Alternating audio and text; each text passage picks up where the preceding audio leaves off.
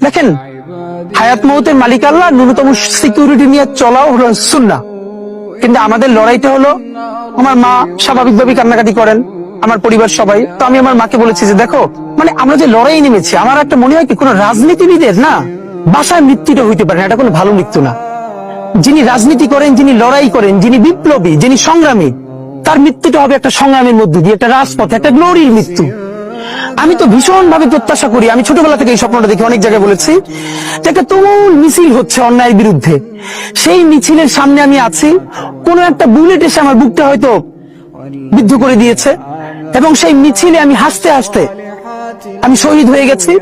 এবং সবাই যখন মৃত্যুটাকে ভীষণ ভয় পায়, আমি তখন হাসতে হাসতে আল্লাহর কাছে ভীষণ সন্তুষ্টি নিয়ে পৌঁছতে চাই যে আমি একটা ন্যূনতম ওই জীবনটা লিড করতে পারলাম, যে আমি একটা ইনসাফের হাসি নিয়ে আমি আমার আল্লাহর কাছে পৌঁছতে চাই।